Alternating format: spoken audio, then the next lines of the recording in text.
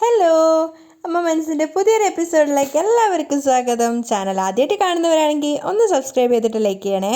അങ്ങനെ മനീഷിൻ്റെ ഒപ്പം തന്നെയാണ് മേഘയും പ്രിയയും ഉള്ളത്. അവർ രണ്ടുപേരും കൂടെ ബീച്ചിൽ നന്നായിട്ട് എൻജോയ് ചെയ്യുന്നുണ്ടായിരുന്നു. മനീഷ് പറഞ്ഞതുകൊണ്ട് തന്നെയും അതുമാത്രമല്ല, പ്രിയക്ക് സന്തോഷം ഉണ്ടാകുന്ന ഒരു കാര്യമായതുകൊണ്ടും അവൾക്കൊപ്പം കളിച്ചിരിക്കുകയാണ് മേഘ. അവർ രണ്ടുപേരും കൂടെ ചേർന്നിട്ട് അവിടെ മണലിൽ വീടൊക്കെ ഉണ്ടാക്കുകയും അത് കഴിഞ്ഞപ്പോൾ പ്രിയ പറയുന്നുണ്ട്, നമുക്ക് രണ്ടുപേരും കൂടി വെള്ളത്തിൽ കളിക്കാൻ പോവാം. അങ്ങനെ പ്രിയയുടെ സന്തോഷത്തിന് വേണ്ടിയിട്ട് മേഘ അവൾക്കൊപ്പം വെള്ളത്തിൽ കളിക്കാനൊക്കെ പോവാണ്. അവരുടെ ആ ഒരു നല്ല മുഹൂർത്തങ്ങളൊക്കെ മനീഷ് അവൻ്റെ ഫോണിൽ പകർത്തിയെടുക്കുന്നുണ്ടായിരുന്നു. അവന് ഒത്തിരി സന്തോഷം തോന്നുകയാണ്. കാരണം തൻ്റെ പ്രണയിനിയും അതുപോലെ തൻ്റെ മകളും ഒന്നിച്ച് നിൽക്കുന്ന ആ ഒരു നിമിഷം അവൻ അത്രയും സന്തോഷം ഉണ്ടാക്കുന്നതാണ്. അവർ രണ്ടുപേരും അവിടെ വെള്ളത്തിലിറങ്ങി കളിക്കുന്നതും ഒക്കെ ആ ഒരു നല്ല നല്ല മൊമെൻറ്റ്സ് ഒക്കെ അവൻ ക്യാപ്ചർ ചെയ്തെടുക്കുകയാണ്. അങ്ങനെ കുറേ നേരം അവർ വെള്ളത്തിൽ നിന്ന് കളിച്ചതിന് ശേഷം പ്രിയ പറയുന്നുണ്ട്, നമുക്ക് ബോൾ വെച്ചിട്ട് കളിക്കാമെന്ന്. അങ്ങനെ അവൾ പോയിട്ട് വീണ്ടും ബോൾ എടുത്തുകൊണ്ട് വന്നിട്ട് രണ്ടുപേരും ബോളൊക്കെ എറിഞ്ഞ് കളിക്കുകയാണ്, മേഘയും പ്രിയയും കൂടെ. അങ്ങനെ കുറച്ചു നേരം കളിക്കുന്ന സമയത്ത് അതൊക്കെ മനീഷ് ഫോട്ടോയും വീഡിയോ ഒക്കെ എടുക്കുന്നുണ്ടായിരുന്നു. അത് കഴിഞ്ഞപ്പോൾ അവനൊരു കോൾ വന്നപ്പോൾ അവൻ അവിടെ നിന്ന് മാറുകയാണ്. പക്ഷേ ആ സമയത്ത് കൃത്യമായിട്ട് ബോൾ കടലിലേക്ക് പോവുകയും അതുപോലെ തന്നെ പ്രിയ ബോൾ എടുക്കാൻ വേണ്ടിയിട്ട് അതിന് പിന്നാലെ പോവുകയും ചെയ്തു. പക്ഷേ പ്രതീക്ഷിക്കാതെ ഒരു തിരമാല വന്നതുകൊണ്ട് തന്നെ പ്രിയ തിരമാലയിലേക്ക് അടിച്ചു കയറി പോവുകയാണ്. ബോളും അതുപോലെ തന്നെ പ്രിയയെ ഒന്നിച്ച് അങ്ങോട്ടേക്ക് പോയി. അപ്പോൾ മേഘയാണെങ്കിൽ ആകെ ശബ്ദം ഉണ്ടാക്കിയിട്ട് എല്ലാവരും വിളിച്ച് കൂട്ടുകയാണ്, ആരെങ്കിലും രക്ഷിക്കണം, എൻ്റെ മോളെ രക്ഷിക്കണം, എൻ്റെ മോള് വെള്ളത്തിൽ പോവാന്നൊക്കെ പറഞ്ഞിട്ട്. അപ്പം കോൾ ചെയ്തുകൊണ്ടിരുന്ന മനീഷ് കേട്ടിട്ട് തിരിഞ്ഞു നോക്കുകയാണ്.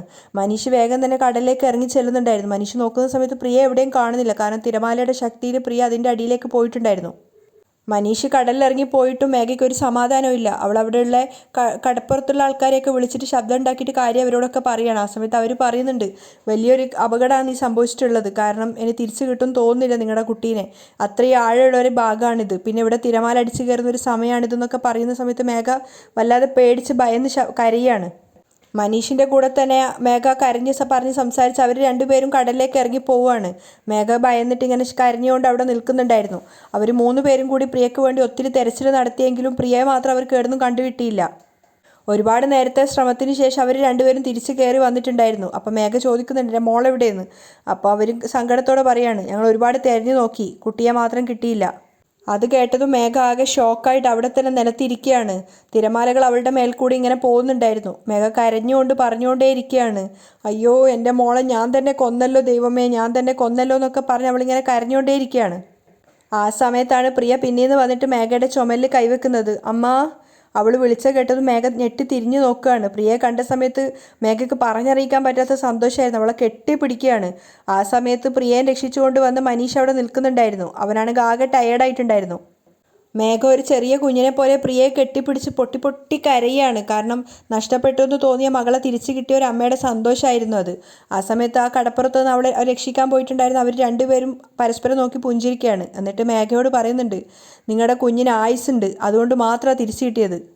ഈ കടലിൻ്റെ ഈ ഭാഗത്ത് വീണിട്ട് ഇന്ന് വരെ ഒരാളും രക്ഷപ്പെട്ടതായിട്ടൊരു അറിവുമില്ല. നിന്റെ കുട്ടി നിന്റെ കൂടെ നിൽക്കുന്നത് വലിയൊരു കാര്യം തന്നെയാണ്. ഇനിയെങ്കിലും കുട്ടിയെ സൂക്ഷിച്ചു നോക്കിക്കോ എന്ന് പറഞ്ഞ് അവർ രണ്ടുപേരും അവിടുന്ന് പോവുകയാണ്. അതിനുശേഷവും മേഘ മോളെ കെട്ടിപ്പിടിച്ച് പൊട്ടി പൊട്ടി കരയുന്നുണ്ട്. അപ്പോൾ മനീഷ് അവളോട് പറയുന്നുണ്ട്, മേഘ കരയല്ലേ, മോക്കൊന്നും സംഭവിച്ചിട്ടില്ലല്ലോ, വാ പോവാം എന്ന് പറഞ്ഞിട്ട് മനീഷ് മേഘയോട് പറയുന്ന സമയത്ത് മേഘ എഴുന്നേറ്റിട്ട് പ്രിയയെ സമാധാനിപ്പിക്കുന്നുണ്ട്, നിനക്കൊന്നും സംഭവിച്ചിട്ടില്ല മോളെ, വാ പോവാം. അവർ രണ്ടുപേരും പ്രിയയുടെ കൈ പിടിച്ചിട്ട് അവിടുന്ന് തിരിച്ചു നടക്കുകയാണ്. ആ സമയത്ത് മേഘ മനീഷിനോട് പറയുന്നുണ്ട്, താങ്ക്സ്. അപ്പോൾ മനീഷ് അവളോട് പറയാണ്, താങ്ക്സ് പറഞ്ഞിട്ട് എന്നെ ഒരു അന്യനാക്കാതെ. മേഘ അതിന് മറുപടിയൊന്നും പറയുന്നില്ല. കാരണം ആ ഒരു ട്രോമയിൽ നിന്ന് അവൾക്ക് ശരിക്കും പുറത്തു വരാൻ തന്നെ സാധിച്ചിട്ടുണ്ടായിരുന്നില്ല. മകളെ നഷ്ടപ്പെട്ടു എന്നുള്ളൊരു തോന്നലിൽ തന്നെയായിരുന്നു മേഘ അപ്പോഴും ഉണ്ടായിരുന്നത്. അതേസമയം ബോട്ടിൽ തന്നെയാണ് ചന്ദ്രികയും മലരും മഹേഷും ഒക്കെ ഉണ്ടായിരുന്നത്. മലരാണെങ്കിൽ ക്ഷീണിച്ച് തളർന്നിട്ട് ചന്ദ്രികയുടെ മടിയിൽ കിടന്ന് ഉറങ്ങുകയാണ്. ആ സമയത്ത് മലറിനെ തലോടിക്കൊണ്ടിരിക്കുന്നുണ്ട് ചന്ദ്രിക. അവൾ തിരിഞ്ഞ് മഹേഷിനെ നോക്കുന്ന സമയത്ത് അയാൾ വലിയ ഒരു ഭാവ വ്യത്യാസമൊന്നും ഇല്ലാത്ത രീതിയിൽ അവിടെ ഇരുന്ന് സിഗരറ്റ് വലിക്കുകയാണ്. പുറത്ത് കാറ് വന്ന് നിൽക്കുന്ന ശബ്ദം കേട്ടിട്ട് ആരതിയാണ് ആദ്യം ഓടി വന്ന് നോക്കിയത്. അവൾ നോക്കുന്ന സമയത്ത് കാറിൽ അങ്കിളുടെ കൂടെ സിദ്ധു ഉണ്ടായിരുന്നു. അതുകൊണ്ട് തന്നെ അവൾ ഓടി വന്ന അമ്മയോടും അതുപോലെ മുത്തശ്ശനോടും ഒക്കെ പറയുകയാണ് സിദ്ധാർത്ഥ് വന്നിട്ടുണ്ട് എന്നുള്ളത്. അത് കേട്ട സമയത്ത് മുത്തശ്ശിക്കും മേഘയ്ക്കും ഒഴികെ ബാക്കി എല്ലാവർക്കും ഒത്തിരി സന്തോഷമാവുകയാണ്. സന്തോഷത്തോടെ ജാനകിയും ദൈവത്തോട് നന്ദി പറയുന്നുണ്ട്, ഞാൻ പ്രാർത്ഥിച്ച ദൈവങ്ങളൊന്നും എന്നെ കൈവിട്ടില്ലല്ലോ. മാത്രമല്ല മുത്തശ്ശനും പറയുന്നുണ്ട്, ഞാൻ അപ്പം തന്നെ പറഞ്ഞല്ലേ സിദ്ധുവിനൊന്നും സംഭവിക്കില്ല, അവനൊരു കുഴപ്പവും കൂടാതെ വരുന്ന്. വന്നല്ലോ, അയാൾ സന്തോഷത്തോടെ പറയാണ്. അപ്പോഴാണ് ജാനകി പറയുന്നത്, അച്ഛൻ പറഞ്ഞത് ശരിയാണ്. അങ്ങനെ അവരെല്ലാവരും സിദ്ധുവിനെ സ്വീകരിക്കാൻ വേണ്ടി പോകുന്ന സമയത്ത് ലക്ഷ്മി പറയുന്നുണ്ട്, സിദ്ധു വന്നല്ലോ, എന്തായാലും അപ്പോൾ അവൻ്റെ കൂടെ ചന്ദ്രികയും മലരും ഉണ്ടാവും. അങ്ങനെ അവരെല്ലാവരും കൂടെ സിദ്ധുവിനെ സ്വീകരിക്കാൻ വേണ്ടി പോകുന്ന സമയത്ത് മുത്തശ്ശി മേഘയോട് പറയുന്നുണ്ട്, മേഘ, ഈ മഹേഷ് വെറും വേസ്റ്റാണെന്നാണ് തോന്നുന്നത്. സിദ്ധാർത്ഥിൻ്റെ കൈയും കാലെങ്കിലും പൊട്ടിച്ചിട്ട് ആ ചന്ദ്രികയും മലരിനെയും കൂട്ടിയിട്ടാണ് പോയിരുന്നെങ്കിൽ അവനൊരാണാണെന്ന് പറയായിരുന്നു.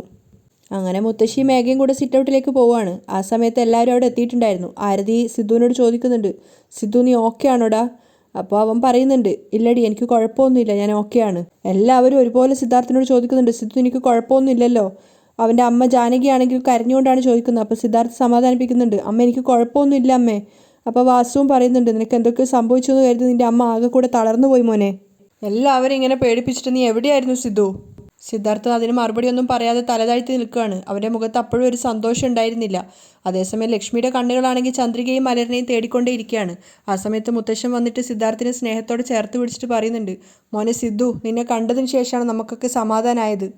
സിദ്ധാർത്ഥ് സ്നേഹത്തോടെ അദ്ദേഹത്തെ കെട്ടിപ്പിടിക്കുകയാണ്. ആ സമയത്ത് ലക്ഷ്മി ഇങ്ങനെ അവരെ തെരഞ്ഞുകൊണ്ടേയിരിക്കുകയാണ്, ചന്ദ്രികയും മലരിനെയും. അവസാനം മഹേന്ദ്രനോടനെ ചോദിക്കുന്നുണ്ട്, ഏട്ടാ ചന്ദ്രികയും മലരും എവിടെ? ആ സമയത്ത് ഒന്നും പറയാതെ മഹേന്ദ്രൻ തലതാഴ്ത്തി നിൽക്കുകയാണ്. സിദ്ധാർത്ഥിൻ്റെ മുഖം ആകെ ഡെസ്പായിട്ട് നിൽക്കുന്നുണ്ട്. പക്ഷെ അതൊന്നും വകവെക്കാതെ ലക്ഷ്മി വേഗം പോയിട്ട് കാറിൻ്റെ ഡോറ് തുറക്കാൻ നോക്കുകയാണ്. കാറിൽ തന്നെയാണ് ഉള്ളതെന്ന്. ഡോറ് തുറക്കുന്ന സമയത്ത് കാറിലും ഇല്ല ചന്ദ്രിക. എല്ലാവരും ആകാംക്ഷയോട് കൂടി തന്നെയാണ് ലക്ഷ്മിക്ക് പിന്നാലെ നോക്കുന്നത്. പക്ഷെ ആ സമയത്ത് കാറിൽ അവരുണ്ടായിരുന്നില്ലല്ലോ. അപ്പോൾ തിരിച്ചു വന്നിട്ട് ലക്ഷ്മി മഹേന്ദ്രനോട് ചോദിക്കുന്നുണ്ട്, ഏട്ടാ ചന്ദ്രികയും മലരും എവിടെ? അപ്പോഴും ഒരു മറുപടിയും പറയാതെ മഹേന്ദ്രൻ തലതാഴ്ത്തി നിൽക്കുകയാണ്. അപ്പോൾ ലക്ഷ്മി കുറച്ച് ദേഷ്യത്തോടെയാണ് സംസാരിക്കുന്നത്, നിങ്ങൾ എന്തോ ഒന്നും പറയാത്തത്? ചന്ദ്രികയും മലരും എവിടെ? അവർ ബാക്കിൽ നിന്ന് വരുന്നുണ്ടോ എന്ന് ചോദിക്കുന്ന സമയത്ത് മഹേന്ദ്രൻ പറയാണ്, ഇല്ല ലക്ഷ്മി, ചന്ദ്രികയും മലരിനെയും മഹേഷ് തട്ടിക്കൊണ്ട് പോയിട്ടാണ് ഉള്ളത്. അത് കേട്ടത് ലക്ഷ്മി ആകെ ഷോക്കായിട്ട് നിൽക്കുകയാണ്. അതുപോലെ തന്നെ ബാക്കിയുള്ളവർക്കും അതൊരു ഞെട്ടൽ തന്നെയായിരുന്നു.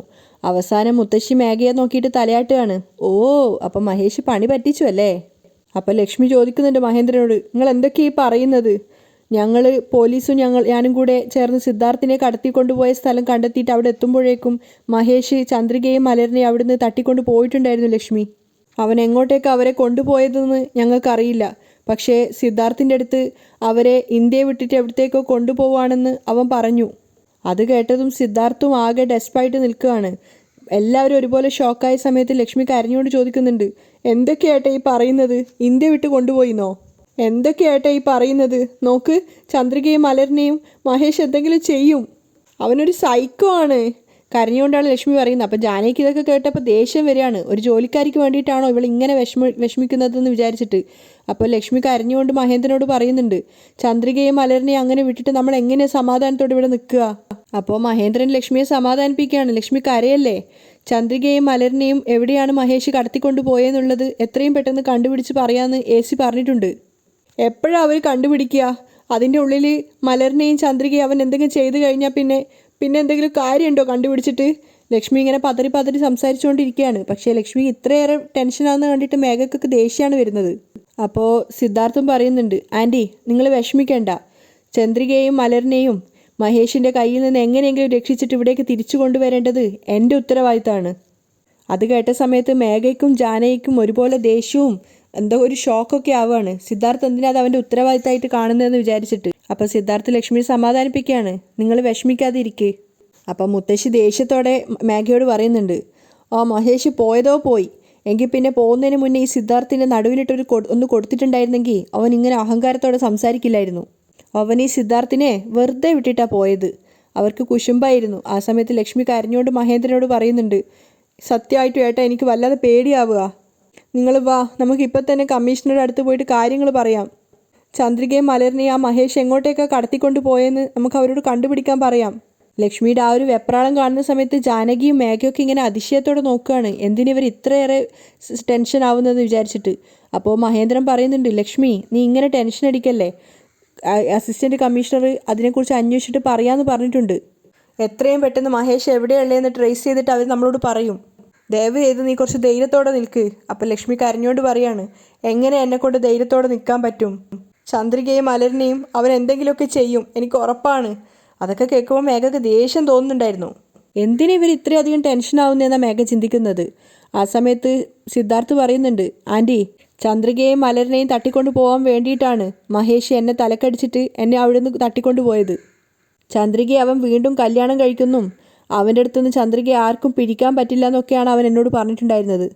അത് കേട്ടതും ലക്ഷ്മി ഒന്നുകൂടെ ഷോക്കാവുകയാണ്. എന്തൊരു ദുഷ്ടനാണവൻ. അവൻ്റെ കൂടെ ജീവിക്കാനാവായിട്ടാണ് ചന്ദ്രിക അവൻ്റെ അടുത്ത് ഡൈവോഴ്സ് വാങ്ങിയത്. ഇപ്പോൾ വീണ്ടും കല്യാണം കഴിച്ച് അവളെ കൊല്ലാന്നാണോ അവൻ വിചാരിക്കുന്നത്? മഹേന്ദ്രന് ഒന്നും പറയാനാവാതെ സങ്കടത്തോടെ നിൽക്കുകയാണ്. കാരണം ഇവരുടെയൊക്കെ മുന്നിൽ ചന്ദ്രിക വെറൊരു ജോലിക്കാരിയാണ്. പക്ഷേ തങ്ങൾക്ക് തങ്ങളുടെ മകളാണത്. ആ സമയത്ത് ലക്ഷ്മി കരഞ്ഞുകൊണ്ട് പറയുന്നുണ്ട് മഹേന്ദ്രനോട്, എങ്ങനെയെങ്കിലും ചന്ദ്രികയും മലരിനെ രക്ഷിക്കാനുള്ള കാര്യങ്ങൾ ചെയ്യേട്ടാ. അപ്പോൾ മഹേന്ദ്രൻ പറയുന്നുണ്ട്, ശരി ലക്ഷ്മി, ഞാൻ പോയിട്ട് കമ്മീഷണറെ കണ്ടിട്ട് വരാം. നീ ദയവ് ചെയ്ത് ഉള്ളിലേക്ക് പോ. ധൈര്യമായിട്ടിരിക്കും ലക്ഷ്മി, നീ ദയവ് ചെയ്ത് ഇവരുടെ കൂടെ ഉള്ളിലേക്ക് പോ. അങ്ങനെ മുത്തശ്ശിയും മേഘയും അതുപോലെ ജാനകി ഒഴികെ ബാക്കി എല്ലാവരും അകത്തേക്ക് കയറുകയാണ്. ആ സമയത്ത് ശബ്ദം താഴ്ത്തിയിട്ട് മുത്തശ്ശി മേഘയോട് പറയുന്നുണ്ട്, ഇപ്പോഴാ മനസ്സിനൊരു സമാധാനമായത്. ഇനിയെങ്കിലും ആ മഹേഷ് ചന്ദ്രികയെ ഒന്നുകൂടെ കല്യാണം കഴിച്ചിട്ട് എവിടെയെങ്കിലും അവൻ്റെ കൂടെ തന്നെ ജീവിപ്പിച്ചാൽ മതിയായിരുന്നു. ഇവിടെ നമുക്ക് സന്തോഷത്തോടെ സമാധാനത്തോടെയും കഴിയാം. മേഘയും അത് കേട്ട് പുഞ്ചിരിക്കുകയാണ്. ആ സമയം ജാനകിയും ചിന്തിക്കുന്നുണ്ട്, എന്തോ ദൈവത്തിൻ്റെ ഭാഗ്യം, കൃത്യമായിട്ട് മഹേഷ് വന്നിട്ട് ചന്ദ്രികയും മലരിനെയും എങ്ങനെയെങ്കിലും ഇവിടുന്ന് തട്ടിക്കൊണ്ടു പോയി. ചന്ദ്രിക എങ്ങനെയെങ്കിലും ആ മഹേഷിനെ തന്നെ കല്യാണം കഴിച്ച് അവൻ്റെ കൂടെ തന്നെ ജീവിച്ചാൽ മതിയായിരുന്നു. അങ്ങനെയാണെങ്കിൽ സിദ്ധാർത്ഥ് ചന്ദ്രികയെ മറന്നിട്ട് മറ്റൊരു വിവാഹത്തിന് തയ്യാറാവും. അതേസമയം ചന്ദ്രികയും മലരിനെയും കൊണ്ടുവന്ന ബോട്ട് കരക്കെടുത്തിട്ടുണ്ടായിരുന്നു. അങ്ങനെ മഹേഷ് അവർ 3 പേരും കൂടി അവിടെ ഇറങ്ങുകയാണ്. അതിനുശേഷം കുറച്ച് ദൂരം മുന്നോട്ട് പോയതിന് ശേഷം മഹേഷ് അവൻ്റെ ഫോൺ എടുത്തിട്ട് സിമ്മൊക്കെ അതിൻ്റെ അകത്ത് വീണ്ടും എടുത്തിടുകയാണ്. ഫോണിൽ റേഞ്ച് വന്നതിന് ശേഷം അവനവൻ്റെ കൂട്ടുകാരനെ വിളിച്ചിട്ട് കാര്യങ്ങൾ പറയുന്നുണ്ട്. ഞാൻ കടപ്പുറത്ത് എത്തിയിട്ടുണ്ട്, ഇവിടെ കരയിൽ മാറിയിട്ട് നിൽക്കുകയാണ്. അപ്പോൾ കൂട്ടുകാരൻ പറയുന്നുണ്ട്, നീ അവിടെ കാത്തു നിൽക്ക്, ഞാൻ പെട്ടെന്ന് തന്നെ വരാം.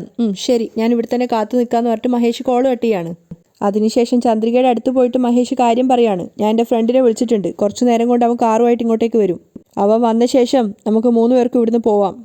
അതിനൊന്നും ചന്ദ്രിക മറുപടി പറയുന്നില്ല. മലരാണെങ്കിൽ ഭയന്നിട്ട് ചന്ദ്രികയെ കെട്ടിപ്പിടിച്ച് നിൽക്കുകയാണ്. അപ്പോൾ ചന്ദ്രികയുടെ മുഖത്തെ ദേഷ്യം കണ്ടപ്പോൾ മഹേഷ് ചോദിക്കുന്നുണ്ട്, എന്താ? അപ്പോൾ ചന്ദ്രിക പറയുന്നുണ്ട്, എന്തായാലും ഞങ്ങളെന്തായാലും ഇവിടെ വന്നല്ലോ, ഇപ്പോഴെങ്കിലും നിനക്ക് സിദ്ധു സാറിനൊന്ന് വിട്ടൂടെ? അപ്പോൾ മഹേഷ് ചിന്തിക്കുന്നുണ്ട്, ചത്തുപോയവനെ ഞാൻ എങ്ങനെയാ വിടുക? ഇവളെന്താ ഈ പറയുന്നത്? ശരി, വിട്ടേക്കാം, മഹേഷ് പറയുന്നുണ്ട്. അപ്പോൾ ചന്ദ്രിക പറയാണ്, ഞങ്ങൾ കാരണം നീ അദ്ദേഹത്തെ കഷ്ടപ്പെടുത്തല്ലേ? ശരി, ഞാൻ എൻ്റെ കൂട്ടുകാരെ വിളിച്ച് പറഞ്ഞോളാം, നീ ഇങ്ങോട്ടേക്ക് വാ എന്നും പറഞ്ഞ് ചന്ദ്രികയും മലരിനെയും കൂട്ടിയിട്ട് കുറച്ച് ദൂരത്തോട്ടേക്ക് മാറി നടക്കുകയാണ് മഹേഷ്. അതേസമയം മേഘയെ കാത്ത് ക്ഷേത്രത്തിലിരിക്കുകയാണ് അവളുടെ അച്ഛൻ. കുറച്ചു നേരം കഴിഞ്ഞപ്പോൾ മേഘ അങ്ങോട്ടേക്ക് വന്നിട്ടുണ്ടായിരുന്നു. അദ്ദേഹം ആകെ പരിഭ്രാന്തിയോടെയാണ് ഇരിക്കുന്നത്. മേഘ അടുത്തെത്തിയ സമയത്ത് അദ്ദേഹം ടെൻഷനോട് ചോദിക്കുന്നുണ്ട്, അല്ല മോളെ, പ്രിയ എവിടെ? അവൾക്ക് എങ്ങനെയുണ്ട്? അപ്പോൾ മേഘ പുഞ്ചിരിച്ചുകൊണ്ട് പറയാണ്, അവൾക്ക് കുഴപ്പമൊന്നുമില്ല അച്ഛാ, അവൾ നന്നായിട്ടാണ് ഉള്ളത്. അല്ല, അവൾ കടലിൽ വീണു എന്നൊക്കെ പറയുന്നത് കേട്ടു, അതുകൊണ്ട് എനിക്ക് അവളെ കാണണമെന്നൊരു തോന്നൽ.